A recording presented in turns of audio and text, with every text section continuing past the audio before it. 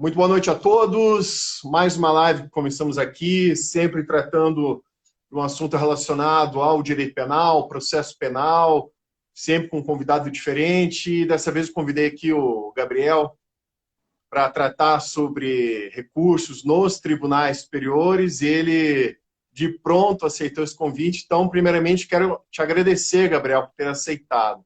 Gabriel, você quer se apresentar?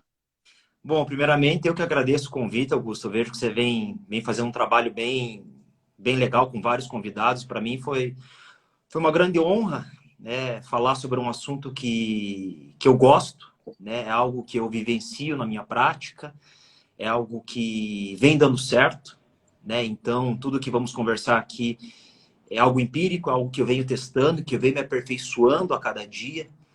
Então, que é o assunto dos tribunais superiores. Então, eu sou advogado criminalista, eu sou egresso da PUC-PR, fiz uma pós-graduação em Direito Penal e Criminologia pela PUC-RS, e agora sou mestrando em Ciências Criminais também na PUC-RS. Também participei de um congresso para juízes federais brasileiros em Palermo, na Itália, sobre organizações criminosas e lavagem de dinheiro. E desde então, há 3 anos, né, labuto na advocacia criminal e venho caminhando nessa área. Legal. Gabriel, já começando a adentrar no nosso assunto, como é que é a tua atuação nos tribunais superiores? Você tem uma atuação no STJ, no Supremo, normalmente com recurso especial, recurso extraordinário, com habeas corpus, na tua prática do dia a dia, assim, É, Veja, só para fazer uma introdução ao assunto. eu gosto de começar esse assunto, Augusto. É uma frase que eu aprendi, não é da autoria minha, tá? Então eu gosto sempre de dar os créditos e ao Dr. Cláudio Daledoni, que é o estudo do caso e o preparo da causa, né? Você precisa construir o caso, né? O processo penal nada mais, nada menos é do que duas narrativas, né? A acusação vai dar a narrativa dela e vem a defesa vai dar a narrativa dela. Então, quem dominar melhor a narrativa é que vai ter o sucesso. E para a gente falar de recurso ou ações autônomas de impugnação nos tribunais superiores, eu não posso deixar de falar sobre o primeiro grau, segundo grau, para daí a gente dar ensejo aos tribunais superiores. Mas vamos começar, então, vamos dizer assim, pelo segundo grau, né? Um recurso, vamos citar aqui algum recurso de apelação, por exemplo, né? A prática, eu já errei muito, né? Eu falo isso porque eu já errei muito, aprendo, e estou falando aqui o que eu vivenciei, o que eu vivencio, para que novos colegas, estagiários, enfim, possam aprender um pouquinho daquilo que eu possa passar. Então, o recurso de apelação ali, vamos dizer, um recurso de apelação criminal ou um recurso em sentido estrito, como que eu costumo fazer? Eu já costumo indicar nesses recursos os dispositivos legais que eu entendo como violados. Vamos dizer um exemplo aí de algo que está aí hoje em dia muito, entre aspas, totalmente entre aspas, na moda, que seria uma violação de domicílio. Desde logo já aponto o dispositivo constitucional violado e o dispositivo legal violado. É assim que eu inicio a preparação para o recurso ao Tribunal Superior. Porque eu sei que normalmente os nossos tribunais não vão acolher essa tese. E aí o grande detalhe, e aqui novamente eu digo porque eu já aprendi, eu já errei, eu fazia assim. E hoje eu não faço mais. Que é o quê? Após o acórdão, você embargar de declaração com fins de pré-questionamento, isso é um erro. Uhum. É um grande erro. Porque aí vem o acórdão e diz que não há omissão, não há contradição, não há obscuridade, e você não aponta o Para dispositivo. fins de pré-questionamento, basta que a matéria tenha sido enfrentada. Ponto. Você matou. Ponto. E eu já fiz muito isso. Eu já fiz muito. Gabriel, eu vou te falar uma coisa. Como a maioria, creio que todos saibam, eu atuo como assessor de magistrado, né, desembargador aqui no nosso Tribunal do Estado. Eu vou te falar francamente, Gabriel, eu não lembro de pegar um recurso de apelação em que já venha pré-questionada uma matéria constitucional ou de lei federal. Normalmente é só tratado realmente o mérito ali da ação, no próprio recurso, e daí sim vem embargos de declarações para questionamento.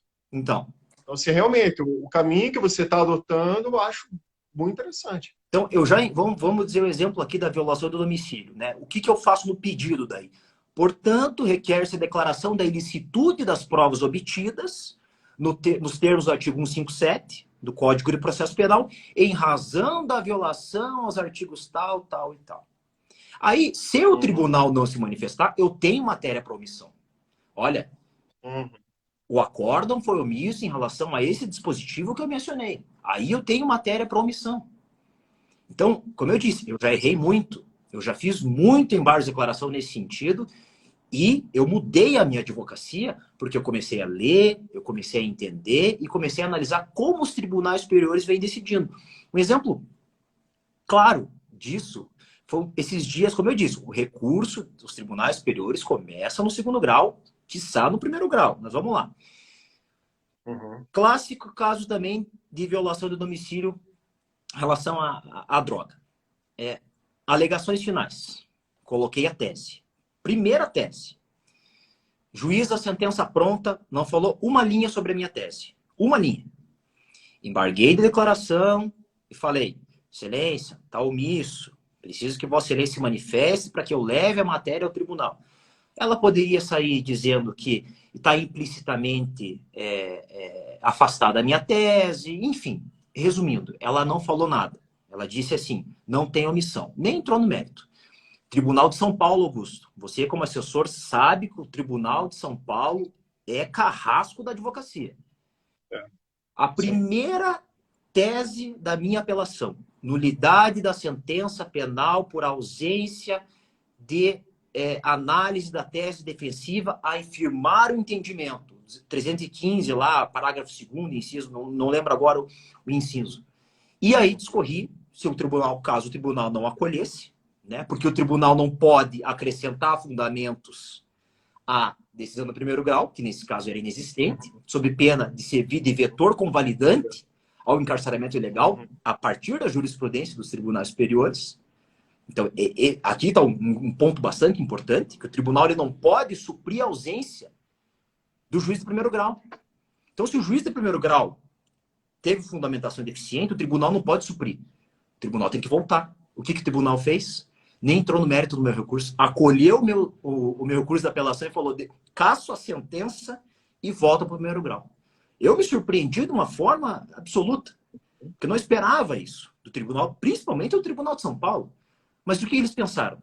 Esse advogado vai levar para o STJ, vão cassar a sentença lá de primeiro grau, um caso de tráfico privilegiado, e o risco da prescrição, por causa da pena. Então, assim, a advocacia dos tribunais superiores, ela começa no mínimo no segundo grau.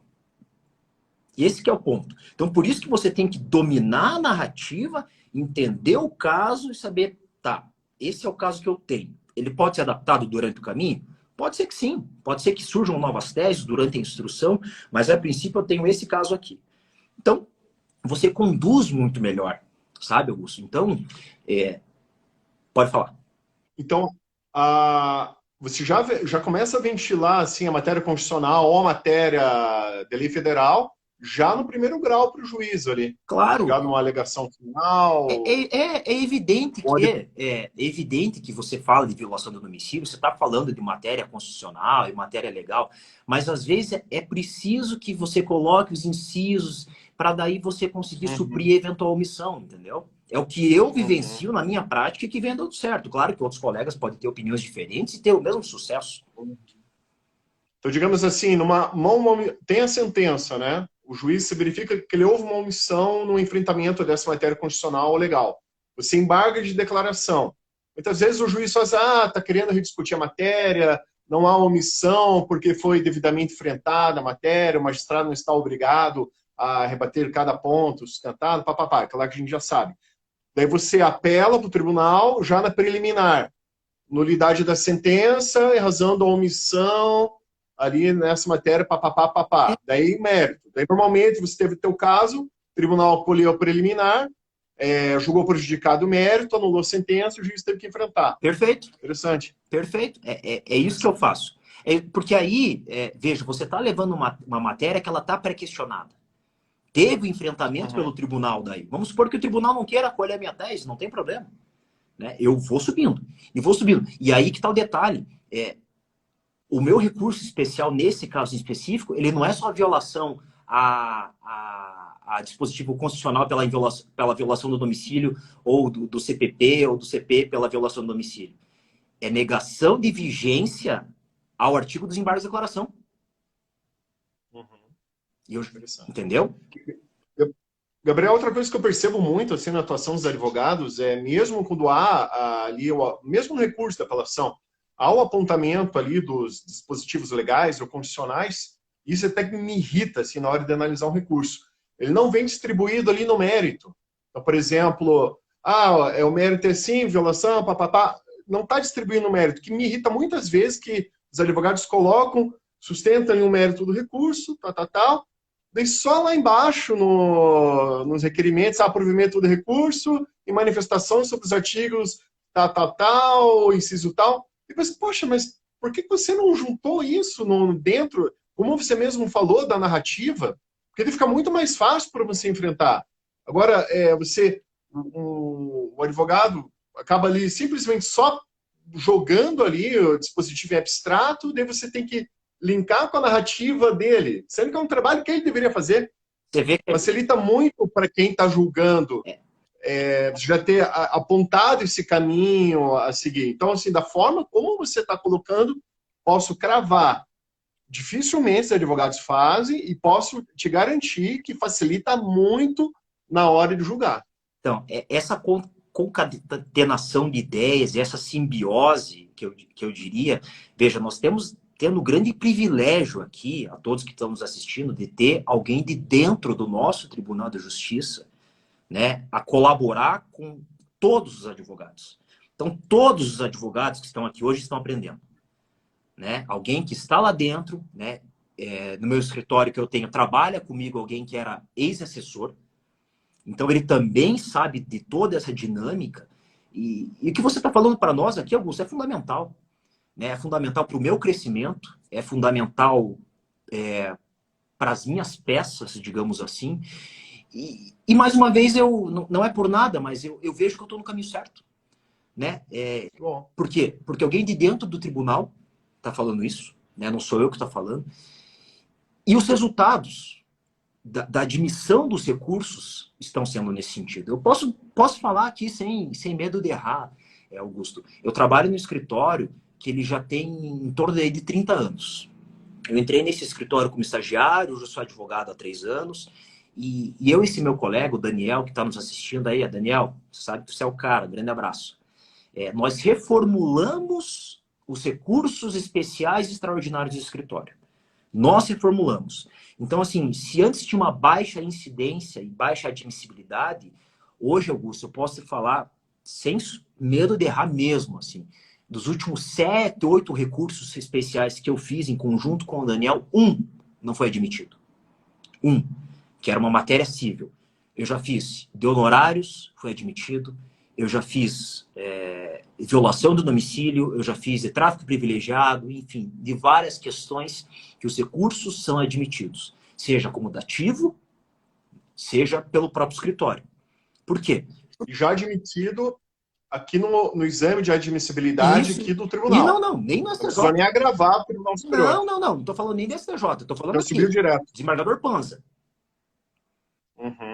Então, assim, por quê? Porque tem todo um preparo, tem toda uma técnica, né? É algo que, hoje que está muito na moda, isso aí, o visual law, é algo que é agradável do assessor, do desembargador ler, né? Eu não uso negrito e grifo, por exemplo, sublinhado. Eu uso ou um ou outro. Eu não uso letra vermelha. A minha peça é limpa. Ela é absolutamente limpa, não tem espaçamento. É igual livro. Você vai ler livro hoje, você tem espaçamento? Você não tem espaçamento. Por que uma petição ela tem que ser diferente? Né? Então, assim, eu penso dessa forma. Né? Por quê? Porque eu também penso na questão das páginas. Né? Às vezes uma pessoa vê um recurso de 40 páginas, ela vê com outros olhos, ela vê um recurso de 15, ela fala, putz, vou ler de uma forma diferente. Então, é assim que eu trabalho a minha advocacia, no nosso tribunal aqui, nos tribunais estaduais e federais, para eu conseguir subir a matéria em recurso especial extraordinário. Uhum. Olha, Gabriel, uma coisa que também complementando o que você disse, aquilo que eu sempre falo para as pessoas, né? O magistrado, normalmente, ele tem ali. Poxa, pega um juiz. Tem juiz que tem mais de 2.000 processos conclusos no gabinete dele. Tem desembargador que tem mais de 500, 600 processos conclusos ali para despachar. Então, assim, tem que pensar muito nisso para o sucesso do pedido. Escrever de uma forma clara o que você quer, contar ali os fatos de uma forma clara, o direito de uma forma clara e o pedido de uma forma clara. O principal, ser objetivo. Vejo também muito dos erros, assim, uma dificuldade de síntese, petições redundantes, em que você vai lendo ali uma petição de 30 laudas, 30 páginas, e onde tal argumentação é reiterada 5 vezes. Poxa, eu estou lendo, claro, a terceira vez. Poxa, mas você já falou disso, por que você está falando de volta? Já entendi. Então, isso, até para o leitor, isso vai irritando. Então, assim, é importante analisar quem está lendo, quem está analisando, e pensar, olha, essa pessoa tem muito trabalho e pouco tempo para trabalhar. Então, fazer da forma como você está citando, visual law, de forma objetiva, tentar enxugar, de forma mais clara possível, tenho certeza, a chance de ter sucesso é muito maior. Não digo nem por uma má vontade de quem está julgando, por uma questão prática, porque você está vendo, está muito claro o pedido. Fica muito mais fácil para analisar. O que eu costumo fazer na peça do RESP, tá? Eu faço qualificação e faço a folha do rosto ali, né, digamos assim, aí no final eu coloco ali, resumo da insurgência, na primeira página, e coloco as teses que eu vou debater. Perfeito. Perfeito. Olha, eu vou te falar de experiência como assessor de magistrado, assim, petição assim, que eu acho linda de ler. Você tem ali basicamente, vamos supor assim, dividida em 3 partes a estrutura lógica, né? Você tem um terceiro, assim, uma ideia geral do que você quer. Tem uma segunda parte com toda a fundamentação jurídica, ou fática, que seja. E terceira parte, o pedido. Olha, trata-se disso, é isso aqui que tem que ser analisado, essas razões jurídicas ou fáticas, enfim. E terceiro, é isso que eu quero. Quando é assim, eu vou te falar, pego ali uma petição dessa, é uma delícia dele, é gostoso dele. Exato, mas esse é o ponto, Augusto. Você tocou num ponto que eu acho que é fundamental na nossa discussão. Nós somos seres humanos. Nós não somos máquinas. Né? Então, tudo que eu puder fazer para facilitar o trabalho de quem vai ler minha petição, eu vou fazer. Se eu puder resumir, eu vou resumir, porque eu também não gosto de ficar lendo muita coisa. Entendeu? Você vai, vamos dizer assim, você vai fazer um recurso especial, um recurso de apelação. Quem que lê a parte dos fatos? Você vai direto para o mérito da insurgência, para o mérito do recurso especial ou para o mérito da apelação. Então, quanto mais enxuto for os teus fatos, assim, denúncia tal, resposta à acusação, tá na sequência tal, audiência de instrução tal, alegações finais pelas partes tal. A sentença foi assim, vieram os autos para... Ponto. Olha, eu confesso por mim, eu normalmente, quando vou pegar um recurso, uma peça, eu sempre começo pelo pedido. Uhum. Vou lá no final para saber o que está querendo. Olha, quer isso. Ah, beleza. Então eu sei que ele quer isso. Agora deixa eu entender o porquê ele quer isso. Isso. Então, assim, o pedido está muito claro, ajuda muito. Porque deixa eu te dar um norte. Olha, então eu já vou com esses olhos que ele quer isso. Então, deixa eu entender o porquê ele quer isso. E se, ao meu entender, o entender do desembargador tem razão. Claro. Outra coisa, voltando para a questão do pré-questionamento indevido nos embargos de declaração. Como eu te falei, pela minha atuação é a regra. Não é feito pré-questionamento no recurso de mérito, é negado por provimento a recurso de mérito, né, na apelação, e é feito só esse pré-questionamento nos embargos de declaração. Como é que é a tua visão sobre isso? Você já teve essa experiência de, olha, eu fiz assim uma vez, deu errado, por isso que eu mudei, adotei outra estratégia? Já. Como é que é a tua visão? Veja, Augusto, eu tive que errar muito para hoje e eu continuo aprendendo. Eu não sou o dono da verdade, eu tenho certeza que tem advogados aí muito melhores que eu, mas eu estou galgando o meu caminho, né? E eu tive que errar muito, eu tenho certeza que muitos advogados erraram, vão continuar errando, principalmente nessa questão dos embargos de declaração para fins de pré-questionamento. Ah, mas o artigo de... Não é. Tecnicamente, se você pega, vamos falar de doutrina, vamos falar de gente que entende, vamos falar de Marinoni, né? Vamos falar de Mitidiero, que são caras assim, você pega a obra deles de recurso especial, recurso extraordinário e precedentes, eles dão uma aula gratuita para você. Basta você querer chegar e ler, né? É isso que eu fiz. Eu fui nos caras que pensam grande. Eu não fiz cursos sobre recurso especial, recurso extraordinário. Pode ter advogados que fizeram curso e se deram bem? Claro que sim, eu estou dizendo da minha experiência, né? Eu peguei livros desses caras, né? E comecei a estudar, eu em conjunto com o Daniel. E aí a gente reformulou a estrutura dos nossos recursos. Então hoje, os nossos recursos de apelação e essa questão dos embargos de declaração não existe. A gente não faz embargos de declaração para perder tempo ou para com fins de pré-questionamento. Eu faço embargos de declaração e eu cito a página. Vossa Excelência foi omissa no item tal, da página tal e ponto. Se manifeste sobre isso. Vossa Excelência afirmou que a prova é essa, essa e essa. Indique o movimento ou a fala do policial que diz essa prova. É assim que eu atuo.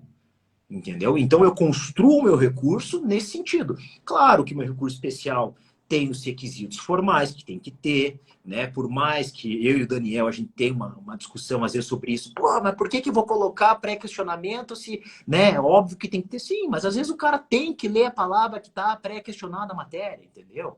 E aí eu até comentei com o Daniel, brinquei e falei, Daniel, time que está ganhando não se mexe, entendeu? Os nossos recursos especiais estão dando certo nesse sentido. Até para considerar que hoje os tribunais superiores, tanto o Supremo, acho que o STJ já também, já estão atuando com robôs para fazer a admissibilidade do recurso. Então, o robô, normalmente, ele faz análise da... Eu acho... Qual é, que é o nome do Supremo? Eu esqueci. Não é Vitor. É o Vitor. Vitor do Supremo, isso, né? Do STJ, não sei se tem nome. Enfim. E o robô, ele já faz análise ali para ver se tem, digamos, essas palavras-chave... que não havendo essa palavra-chave, como pré-questionamento, tal, ele entenda, se aqui não é admissível, já nega seguimento. Já faz ali automaticamente minuta. Exatamente. Então, realmente, então, tem que ter esses cuidados. Nós entendemos aqui, eu falo eu e o Daniel, como eu estou na live aqui, eu falo, que é uma forma equivocada de você embargar a declaração dessa forma. Né? A chance de você ter um insucesso aí é muito grande. Como eu disse, porque eu já tive. Eu já passei por isso, eu já fiz isso também, eu também achei que isso era certo. Né? E aí eu aprendi, eu comecei a ler e falei, opa, calma lá. E a partir daí meus recursos foram sendo admitidos. Demais, excelente. E Gabriel, e a respeito assim da... Bem, você que atua na área criminal, é claro, além do recurso especial para o STJ, do recurso extraordinário para o Supremo, também tem muito a questão do habeas corpus, né? E sobre o habeas, o que você tem a comentar, por exemplo? Eu sou um grande fã do habeas corpus, né? Eu acho que, principalmente, quando a gente... Eu vou falar isso aqui, talvez me soe estranho, mas eu gosto de usar o habeas corpus para discutir questões não diretamente ligadas à liberdade. Questão de função de prova, sabe? Como instrumento de colateral ataque, que eles falam, né? Que a jurisprudência americana gosta desse termo, assim, o Auri gosta bastante. Eu gosto fã do habeas corpus, tá? Mas a gente tem que ter um cuidado em habeas corpus substitutivo de recurso próprio. Veja, a gente tem o mundo do ser e o mundo do dever ser. Se é certo, é errado, a gente tem que entender como é que o STJ e o STF estão dançando a música. Você tem que se adequar ao que está acontecendo hoje. Veja, vou dar um exemplo em concreto. Saiu esses dias aí a decisão do Noronha concedendo a liberdade provisória à Monique, acusada, naquele caso do menino Henri, lá do Rio de Janeiro, né? Foi um habeas corpus, impetrado pela defesa, e, ao meu entender, tudo bem, substitutivo de recurso próprio, porque talvez teria que ter sido o RESP ali, mas ele não conheceu do habeas. Uma questão diretamente ligada à liberdade, diretamente. Então, é um contrassenso. De ofício. É um contrassenso você chegar e falar, não conheço, mas concedo de ofício. Mas tudo bem. Esse é um dos casos que, para mim, eu não concordo, tá? Mas tem casos que muitas vezes a gente debate no escritório, que é o quê? Para a gente entrar na questão dos tribunais superiores. É o HC substitutivo de RESP e REXT. Aqui a gente tem que ter um cuidado gigantesco, tá? Como eu disse, eu sou fã do HC. Sou fã. Mas você já imaginou hoje, o que está acontecendo hoje? Não conheço, mas concedo de ofício, né? Ou não conheço, mas vou analisar. E se o STJ chega amanhã, Jesuíno Rissato, tá? Chega amanhã e fala assim, o sem Petra HC substitutivo de RESP, ele chega e fala, não conheço. E nem analisa o mérito. E aí, o que você faz? Pode acontecer. O recurso cabível é o RESP. Aí você vai entrar numa discussão de agravo interno, mas existe a possibilidade, a gente tem que considerar a possibilidade do ministro não conhecer do habeas e não analisar o mérito. Existe essa possibilidade. Então, o que eu no escritório faço? RESP e HC. REXT e HC. Tá? Por quê? Você não perde o prazo do recurso, você tem o recurso ali, e você tem o HC que normalmente é mais rápido. Aqui eu acho que está o grande detalhe, Augusto, e aqui eu vou dar uma dica que eu, pelo menos, faço, e se alguém já faz assim, não entenda como plágio. Tá? O que eu faço normalmente? Eu faço o RESP. Tá? O RESP foi admitido, subiu. Caiu na sexta turma. Cara, eu impetro HC. Porque eu sei que a minha tese é forte, que está numa turma que tende a analisar habeas corpus e a conceder a ordem sem maiores problemas se a minha tese for forte. Então, para que eu vou esperar o RESP, que normalmente demora mais? Se eu posso fazer o HC não tem prazo. Então, eu não perco o prazo do RESP e impetro o HC depois de eu descobrir com quem está o meu recurso. Já tem a prevenção, daí vai para o relator do RESP, já vai o HC. Ponto. Eu posso estruturar melhor, inclusive, eu posso modificar o meu HC e incluir precedentes daquele relator. Ó, Vossa Excelência já decidiu dessa forma. Tudo bem, aqui a gente tem uma discussão se nosso sistema é de precedentes ou não, é um papo para outra live aqui, né? Mas eu posso utilizar de julgados, vamos dizer assim, daquele relator no meu HC que tende a ser julgado mais rápido. Esse é um ponto que eu acho uma dica fundamental. E por que nunca deixar de interpor o RESP? Você perde os embargos de divergência. Você já imaginou se o teu HC cai na mão do Jesuíno Rissato? Uma tese de violação do domicílio, uma tese clássica no STJ hoje, mas cai na mão do Jesuíno. E vai dizer que ele vai lá, não, não vou conceder a ordem. Você não sabe. Aí agravo interno, a turma fala, não, nem vou ouvir, vou seguir o relator, como normalmente acontece. E aí, você vai fazer o quê? Você perde os embargos de divergência que você pode colocar a discussão numa sessão do STJ e a sexta turma te dá.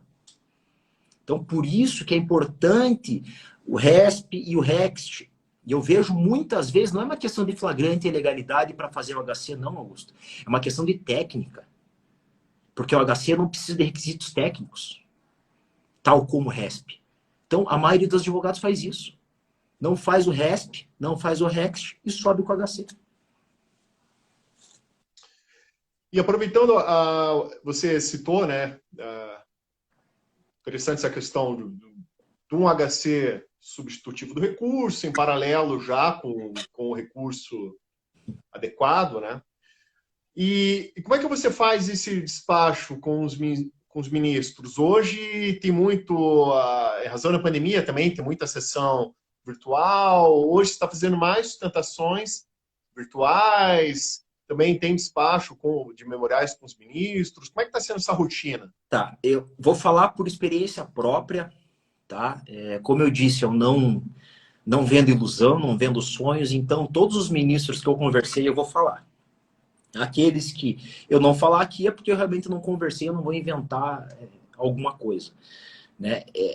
Como é que eu faço? Bom, primeira coisa, na minha visão, memorial e despacho é mais importante que sustentação oral.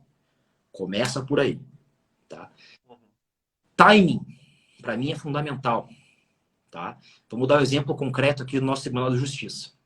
Fiz um recurso de apelação, vai para a Procuradoria para manifestação de parecer, concluso para o relator. É esse momento que você tem que despachar com o cara. Seja por vídeo, seja por ligação, seja em gabinete, a forma que for, tá? Por quê? Porque aí é ali o momento que ele vai estar proferindo o voto dele, que ele vai estar analisando. No nosso tribunal, após essa fase, eles inserem na sessão virtual. Tá? Que aí você pode fazer o pedido para sustentação oral. Mas aí o voto já está pronto. Em 99% dos casos, o voto já está pronto, com todos os assessores e desembargadores que eu conversei. Eu digo 100% dos casos. Então, exatamente. E falou, doutor, tá o senhor veio no momento certo. Por quê, Augusto? Porque eu já errei muito. Eu já aprendi, então eu posso falar porque eu sei. Eu já aprendi com isso, eu aprendi com o meu erro. Então, esse é o timing que você tem que ir. O STJ, a mesma coisa. Está concluso para o relator para ele despachar, é nesse momento que você tem que marcar com ele. E, é igual o Mário de Oliveira Filho fala, não é para bater papo, para cafezinho, é 5 minutos. É expor a tua tese, ir lá conversar com ele, ou por telefone, ou virtual, e ponto. E memorial... Aí eu tenho uma crítica, porque eu acho que a gente não pode generalizar o memorial. Tá? Tem memorial que vão ser 2 páginas, tem memorial que vão ser 5. Tá? Eu não gosto de generalizar. Tento sempre ao máximo fazer em 2, 3 páginas. Mas já teve caso no escritório que assim, eu fiz em 5. Por que eu fiz em 5? Vou explicar por que eu fiz em 5. Porque eu estava discutindo uma questão de interceptação telefônica. Então, para o magistrado, no caso o ministro, esse caso está no STJ, para o Schietti julgar esse caso, o que eu entendi como mais fácil? Eu vou colar a decisão de interceptação telefônica e a decisão, 2 ou 3 depois, porque teve várias sucessivas, que autorizou a interceptação do meu cliente. E aí, claro, aí o memorial ele passou de 2, 3 páginas, porque eu colei a decisão. Porque, no meu entender, era mais fácil ele olhar todo o memorial, entender o contexto, do que ir lá na decisão tal, ver se a decisão estava fundamentada ou não.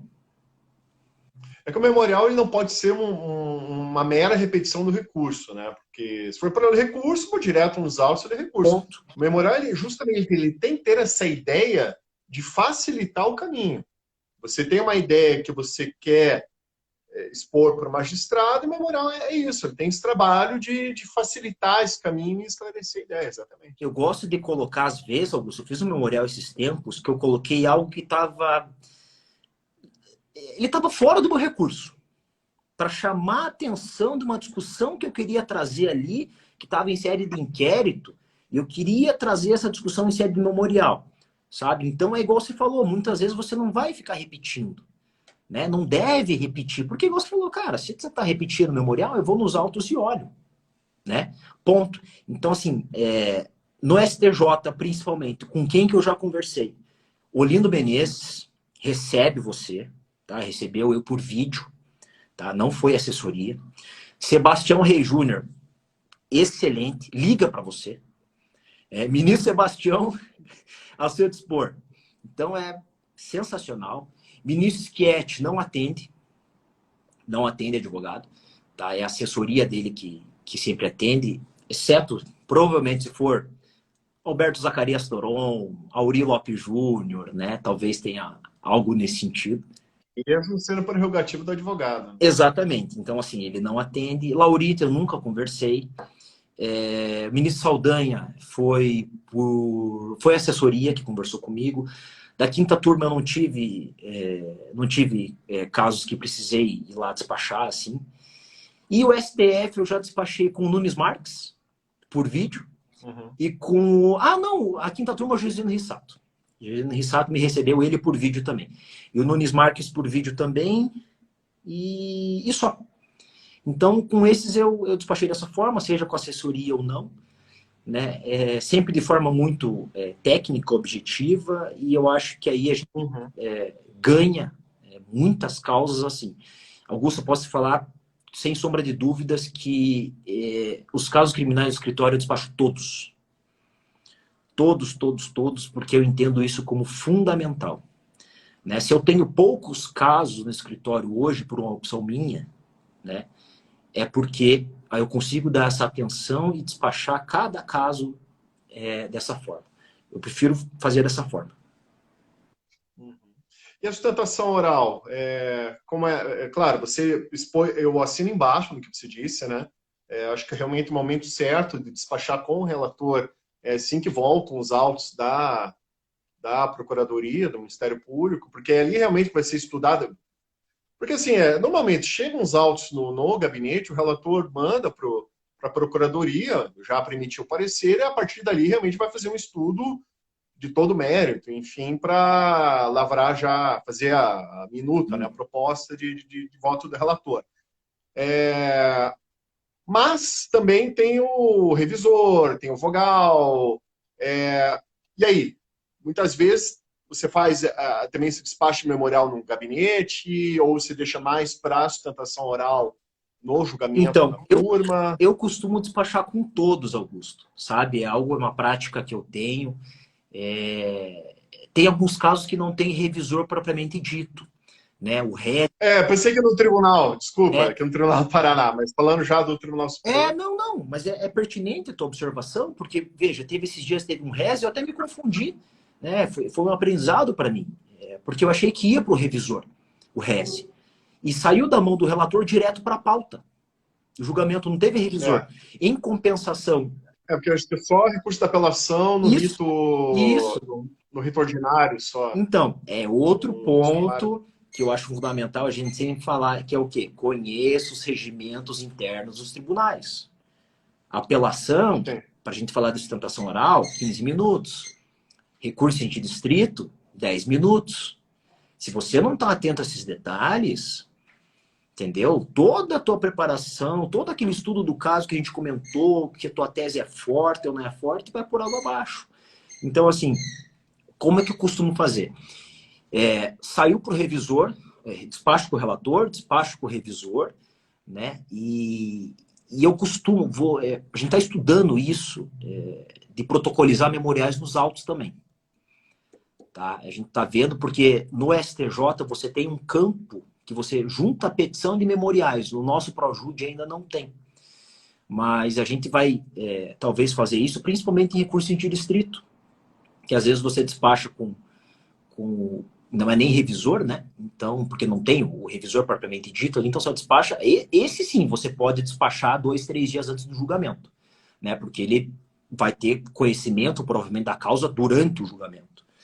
Né? Tudo bem, o relator manda o voto para ele, mas muitas vezes ele não vê. Então, eu despacho normalmente com todos. E a sustentação oral, já que você tocou nesse ponto da sustentação oral aqui, claro que ela é importante, evidente que ela é importante, é o auge, né, da tua advocacia ali, é ali que você tem que mostrar porque você veio, né? E eu costumo dizer, como eu disse no início da nossa live aqui, é uma construção de narrativa, né? A sustentação oral ali nada mais é do que você contar uma história. Você precisa contar uma história que seja convincente. Para você contar uma história que seja convincente, além da tua tese tem que ser forte, você tem que conhecer quem vai julgar o teu recurso. Né? Isso, claro, você pode fazer isso já na sede de memoriais. Né? Mas eu pesquiso a vida inteira do cara. Eu jogo no Google, faço uma investigação defensiva, vejo o que esse cara fez, se ele tem alguma tese publicada, qual que é o posicionamento dele, como é que ele já decidiu em casos similares. Cito isso no memorial e cito isso na sustentação oral. Né? Então tem todo um roteiro que eu sigo na sustentação oral. Né? É a saudação inicial, né? É a questão do desenrolar, pedido, você tem que pedir. Eu vejo muito advogado que não pede na sustentação oral. Eu quero a concessão da ordem, eu quero o provimento do meu recurso, pá. E agradecimentos nos finais. Né? E uma questão que eu acho aqui fundamental é o seguinte, a gente não está em júri. Você não precisa sair gritando. Né? Então, eu costumo dizer que o advogado ele tem que ser um camaleão. Se você é um advogado do teu escritório que faz sustentação oral e faz júri, você não pode fazer os dois da mesma forma. Né? Veja um grande exemplo que nós temos aí que faz os dois sempre, é o Jader Marques. Né? Olha a elegância dele. Olha como ele atuou no tribunal do júri da Botkiss E olha como foi a sustentação oral dele no recurso de apelação. Não estou dizendo para diferente.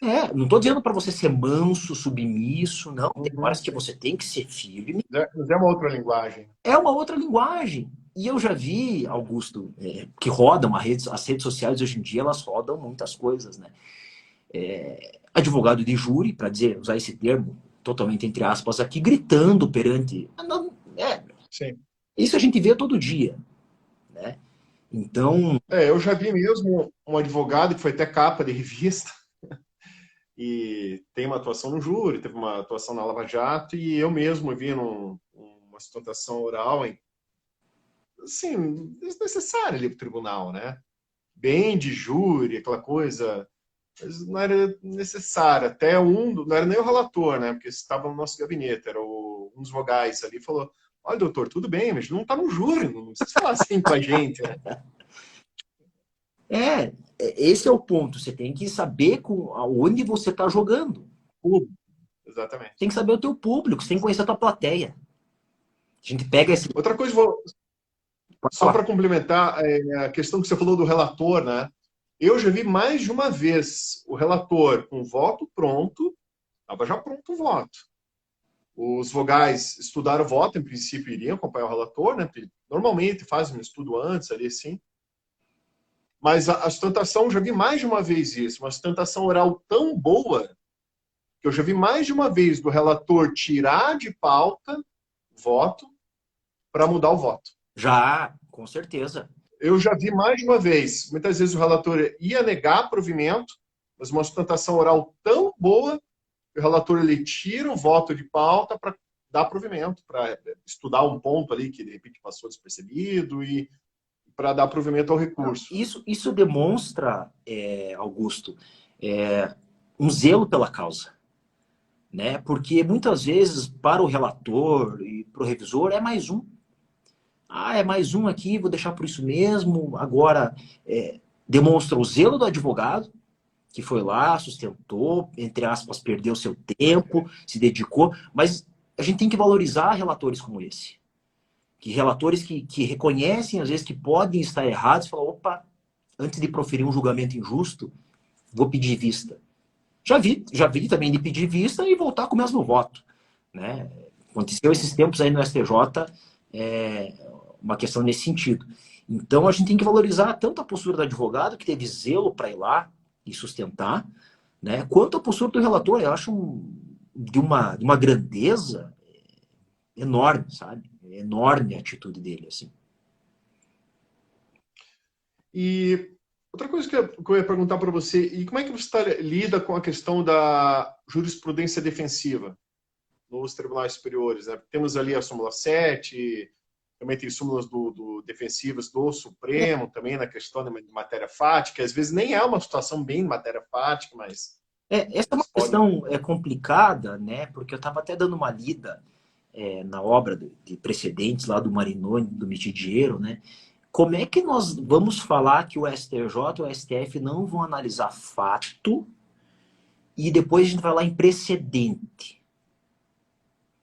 É uma coisa que é um contrassenso, né? Ao mesmo tempo que você vai chegar e falar assim, tá, tudo bem, eu não posso analisar o fato, se esse fato existiu ou não existiu, isso aí está posto, ok. Mas valoração jurídica desse fato você pode. Vou dar um exemplo em concreto para o pessoal aqui. O cara atirou, tá? É incontroverso que ele atirou. Eu não vou alegar se ele atirou ou se ele não atirou no STJ. Agora, eu posso alegar se ele teve o dolo de matar ou dolo de lesão corporal. Aí você... Até por uma questão de distinguish overruling, às vezes você tem que, de alguma forma, analisar o fato, né? Não tem como. De certa forma. Se é o distinguish overruling, ou mesmo numa questão de tipificação na conduta, né? Ainda mais nesses casos que vão a júri, né? Se a conduta seria enquadrada como dolo eventual ou uma culpa consciente. Você tem que acabar entrando no fato ali para analisar a tipificação. Né? Exatamente. Então, é difícil. A jurisprudência ela vem nesse sentido, né? Súmula 7. Veja, é impossível você... Como que você vai analisar um caso sem olhar o fato? né? É uma grande mentira, na minha opinião. Né? O ministro ele vai olhar o caso, tá, eu vou analisar só o que eu dolo aqui. Não, preciso entender o contexto, preciso entender o enredo, né? Então, muitas vezes isso para mim não faz muito sentido, como eu te disse, até o Marinoni aqui, ele fala nesse sentido, ó, como que eu não vou analisar o fato, não há como trabalhar com precedente, né? Eu vou estabelecer um precedente a partir de um fato, para daí eu seguir a partir de então. Então não faz muito sentido essa questão, e eu até não sei se o meu recurso já meio que aborda isso intrinsecamente, mas uma das hipóteses de não conhecimento que eu tive esses tempos aí, que foi esse que eu te falei, foi porque eu não enfrentei toda a decisão. Né? A decisão ela se fundamentou em mais de uma razão e eu ataquei acho que uma ou duas, assim, e tinha uma terceira, por exemplo. Aí foi até uma decisão assim da não admissibilidade do resto, que eu falei, cara, realmente aqui eu errei. Né? Então, não tinha nem matéria para agravo ali, porque eu tinha realmente estava errado naquele ponto. A decisão ela se fundamentava em mais uma questão, eu tinha batido em uma ou duas só, sabe? Mas é assim que eu Isso é normalmente venho lidando com essas questões de jurisprudência defensiva. Analiso muito a questão dos tribunais superiores, como é que os tribunais superiores vêm decidindo essa questão, né? E eles falam muito essa questão da valoração jurídica que se dá ao fato, né? E tento aplicar isso nos casos em concreto. Evidente que um ou outro vai ter inteligência artificial ali que talvez barre o meu recurso, né? Por isso que a gente entra na questão do despacho. Né? A gente estava falando aqui de inteligência artificial, por exemplo, vamos citar um exemplo aqui para falar de Tribunal Superior, súmula 691. Né? Eu sou uma pessoa que eu coloco com superação de súmula 691, tá? E eu vou lá e despacho. Né? Tem advogados que não colocam superação de súmula 691 para não cair na inteligência artificial e muitas vezes passa. Então, as duas formas eu já vi e já fiz. Colocar a súmula 691 e ligar para despachar, falar, ó, esse caso é de superação de súmula 691, tá? Não caia na inteligência artificial. Por outro lado, eu já vi advogados que suprimem a súmula 691 e aí o recurso, o habeas, ele vai ser julgado, entendeu? Uhum. E só uma coisa que acabou passando, eu queria perguntar para você, como é que é a tua preparação para a sustentação oral? Voltando à nossa sustentação, eu esqueci de perguntar esse detalhe. Como é que você se prepara? Então, Augusto, eu confesso que hoje eu posso falar, porque isso é quem está mais fazendo essa parte do escritório sou eu. Né? Então, a parte mais Uhum. ali de recursos, da peça em si, é o meu colega, o Daniel. Né? E eu sou o cara que realmente vai despachar, que vai sustentar, que vai fazer memorial. Né? Então, eu costumo fazer isso. Então, para mim, é algo que é muito natural, é muito fluido, sabe? Eu não tenho esse medo, esse frio na barriga. Né? O que eu faço sempre, tá? Pego o processo, eu monto um roteiro. É assim que eu faço. Aqui, ó. Roteiro. Para estar falando com você aqui hoje, eu montei um roteiro. Né? Para saber mais ou menos que passo seguir, para não esquecer alguma coisa que é importante. Eu não tenho vergonha de falar isso de forma alguma. Né? Então eu faço um roteiro. Então eu faço primeira página, começa, saudação, né? Passo para o mérito, no final os agradecimentos. Então eu coloco todo o meu roteiro dentro do papel. Né? Uma coisa que eu faço também é treinar antes. Eu treino uma ou duas vezes antes. Por uma questão de tempo, principalmente. Né? Até a Luísa falou ali, roteiro pronto há uma semana. É mais ou menos. É mais ou menos. Eu sou um cara muito ansioso. Então, normalmente ele já fica pronto bastante tempo, porque eu fico com aquele caso na cabeça. Né? Aquele caso na cabeça, então aquilo ali tá na minha cabeça, e aí eu chego na quinta-feira ou terça-feira no STJ, quinta-feira no nosso tribunal aqui, e aquilo ali sai é algo muito natural para mim. Eu sei que tem muitos colegas advogados que têm muita dificuldade, né? E tem outros que têm tremenda facilidade. Eu, né, modéstia à parte, sou um cara que gosta de fazer isso e tem facilidade para fazer isso. Inclusive, tem colegas meus que pedem auxílio só para isso. Né? O cara vai lá, ele faz todo o recurso dele, fala, Gabriel, você pode despachar lá no tribunal? Tem um colega meu de mestrado. Se ele tiver aí, o Wagner, ele vai saber do que eu estou falando. Ele mandou mensagem para mim: Gasca, consegue lá no tribunal despachar um caso para mim no tribunal, assim, sensados, memoriais se faz, sustentação oral se faz e tal. Então, assim, colegas pedem minha ajuda nesse sentido por isso, porque eu estou mais perto aqui, ou porque eu tenho uma maior facilidade. E eu acho que é legal isso, Augusto, porque, assim, é você reconhecer a tua vulnerabilidade, que no caso, muitas vezes minha é talvez a parte escrita, mas potencializar a virtude do cara. Né? Então, essa troca que eu tenho com o Daniel ali, que é meu colega, é fundamental. Porque eu tenho essa facilidade com a sustentação, com o despacho, e ele tem uma facilidade com a peça. Então, a gente acaba trocando. Muitas vezes a sustentação oral está marcada para ele, porque ele que cuidou do caso desde o início, aconteceu semana passada. Ele teve um imprevisto: Gabriel, você pode sustentar? Eu falei: posso, não tem problema nenhum. Sustentei na quinta-feira. Né? Então, assim, eu tenho todo um roteiro, uma preparação que eu sigo para chegar lá na hora do dia e tentar fazer o meu melhor. Legal. Bom, Gabriel, quase uma hora de papo, confesso que passou bem rápido, foi um papo muito legal, certamente acrescentou muito, eu aprendi muito com essa conversa. E tem algo mais que você queira acrescentar, algo que de repente eu não perguntei, algum assunto que a gente não adentrou, que você julga interessante? Eu acho que a gente conseguiu, né, na medida do possível, dentro da uma hora que temos, acho que a gente conseguiu falar bastante coisa. Eu não esperava que daria para falar tudo que mais ou menos nós tínhamos programado para falar nessa uma hora. Né? E falar que já errei muito.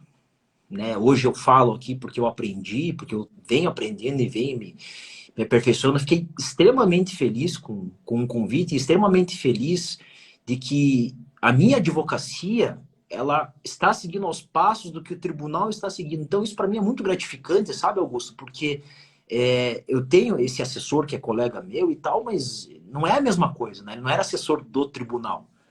Né? Então, você trazendo essa perspectiva para nós advogados aqui, né, com as lives que você vem fazendo, eu acho que agrega muito, muito para mim. Bom, Eu aprendi muito, tenho certeza que o pessoal que nos assistiu aí também aprendeu bastante. legal, Gabriel. Fico feliz aí pelas considerações. Agradeço por você ter aceitado meu convite. Eu aprendi muito também com a tua atuação, porque cada um ali na sua frente, né? Nós ali atuando ali, atendendo os advogados, atendendo o jurisdicionado, fazendo o nosso melhor, mas nada disso, o nosso trabalho não é feito sem o valoroso trabalho do advogado. Aquilo que a gente sempre fala, um bom advogado facilita muito o trabalho do assessor, facilita muito o trabalho do magistrado, despachar pessoalmente faz a diferença, fazer uma sustentação faz a diferença, porque nada substitui o olho no olho, a conversa. Muitas vezes um ponto, assim, uma ênfase que o papel não consegue te passar. Às vezes você conversando, você consegue dar um peso muito maior para aquilo. Então, o trabalho que você está fazendo é realmente uma advocacia de excelência e publicamente quero te parabenizar por isso. Obrigado. Gabriel, tem algum livro, alguma coisa que você queira indicar para quem tem essa vontade de estudar atuação em tribunais superiores? Não, Tem essa gana? eu até citei na nossa conversa ali 2 livros que eu acho assim fundamentais, né? Que é Recurso Especial e Recurso Extraordinário, que é do Marinoni, do Mitidiero. O Marinoni para mim é fantástico, fantástico. É um cara que eu admiro muito. E tem também a obra do próprio Marinoni também de precedentes. Precedentes obrigatórios, se eu não me engano.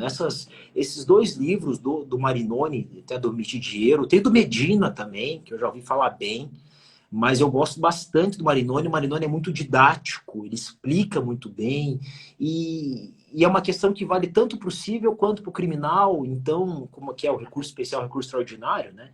Então, eu acho que é o que eu aconselharia, né, no meu modesto sentir aqui, das pessoas comprarem.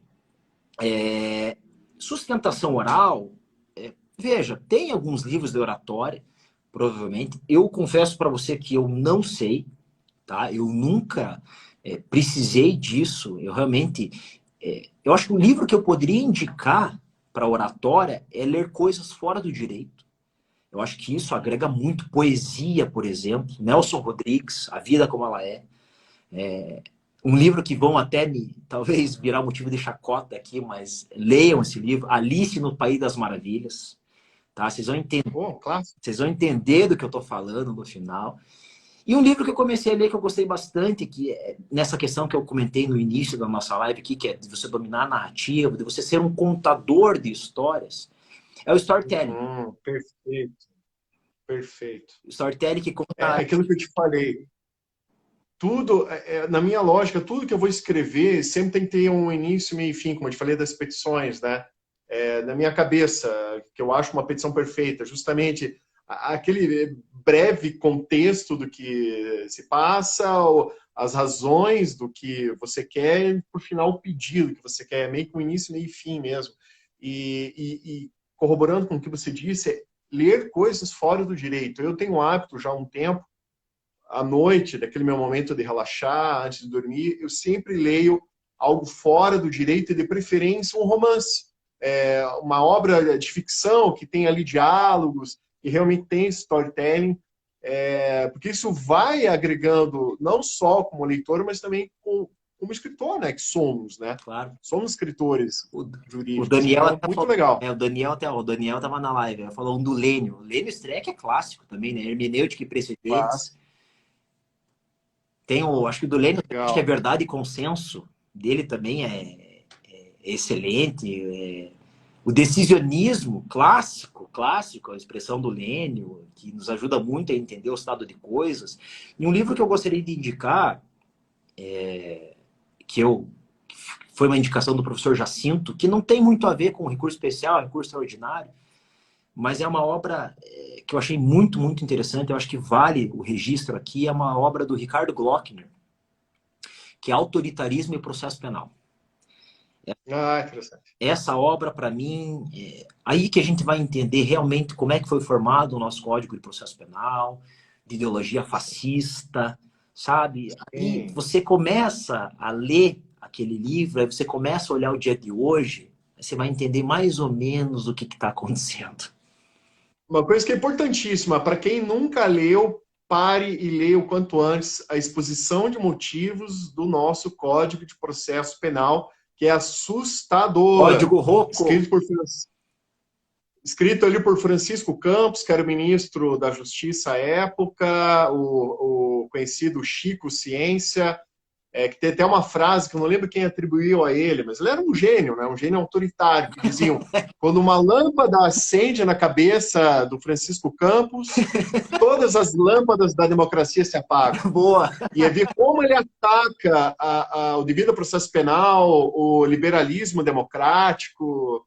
É incrível. Lê a exposição de motivos do nosso Código de Processo Penal, vocês vão entender a lógica de como o nosso sistema processual penal foi montado. Perfeito, Augusto, perfeito. Falou tudo.